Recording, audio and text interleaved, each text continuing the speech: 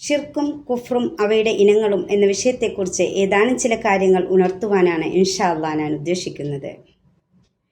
ഇസ്ലാമിൽ ഏറ്റവും വലിയ പാപം ഷിർക്ക് തന്നെയാണ്.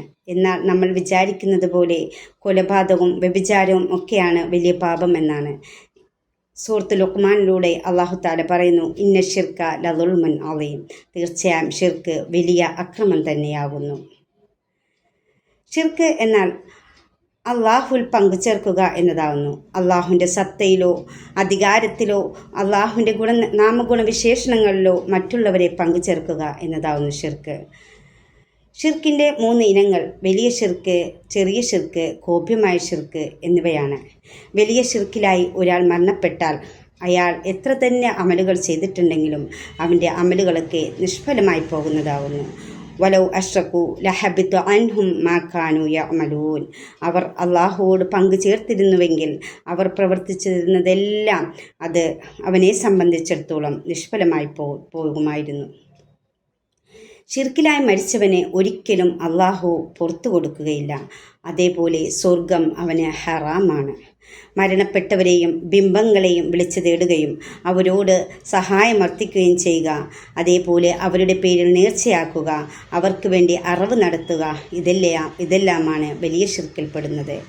ചെറിയ ഷിർക്ക് എന്ന് പറഞ്ഞാൽ ചില കർമ്മങ്ങൾ ആളുകളെ കാണിക്കാനായി ചെയ്യുക, അതേപോലെ അള്ളാഹു അല്ലാത്തവരുടെ പേരിൽ സത്യം ചെയ്യുക, അള്ളാഹുവും ഇന്നയാളും ഉദ്ദേശിച്ചതുപോലെ എന്ന് പറയുക, ഇതെല്ലാമാണ് ചെറിയ ഷിർക്കിൽപ്പെടുന്നത്. നബി സല്ലല്ലാഹു അലൈഹി വസല്ലം പറഞ്ഞു, ആരെങ്കിലും അള്ളാഹു അല്ലാത്തവരുടെ പേരിൽ സത്യം ചെയ്താൽ അവൻ ഷിർക്ക് ചെയ്തിരിക്കുന്നു. 3-ാമത്തെ ഇനം ഗോപ്യമായ ഷിർക്കാവുന്നു.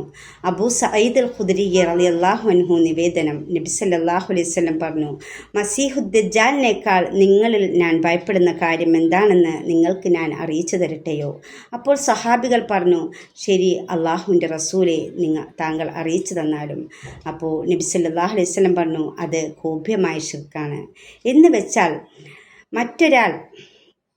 ഒരാൾ ഒറ്റക്ക് നമസ്കരിക്കാൻ നിൽക്കുന്നു, എന്നാൽ മറ്റൊരാൾ തന്നെ വീക്ഷിക്കുന്നു എന്ന് കണ്ടതിനാൽ അവൻ തൻ്റെ നിസ്കാരത്തിന് മൂടി കൂട്ടുന്നു.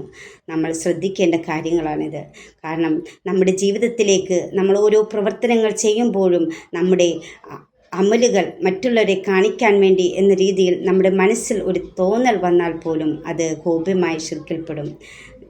അതെ, നമ്മുടെ പ്രവർത്തനത്തിൽ ഷിർക്ക് ചെറിയ ഉറുമ്പ് നുരച്ച് ഇറങ്ങുന്നത് പോലെ നമ്മുടെ പ്രവർത്തനങ്ങളിലേക്ക് ഷിർക്ക് കടന്നുകൂടാൻ സാധ്യതയുണ്ട്. അതുകൊണ്ട് ആ ഷിർക്കിനെ സൂക്ഷിക്കുക. പിന്നെ കുഫ്ർ എന്നാൽ ആകാശഭൂമികളിലുള്ള സർവവും അള്ളാഹുവിന് സ്വമേധയാലോ പരമേധയാലോ കീഴടങ്ങിയിരിക്കുന്നു എന്നത് പൊതുതത്വമാണ്. അള്ളാഹു നൽകിയ അനുഗ്രഹങ്ങളുടെ നിഷേധമാണ് വാസ്തവത്തിൽ കുഫ്ർ. ഇതിൽ നിന്നെല്ലാം അള്ളാഹു നമ്മളെ കാക്കട്ടെ. അസ്സലാമു അലൈക്കും.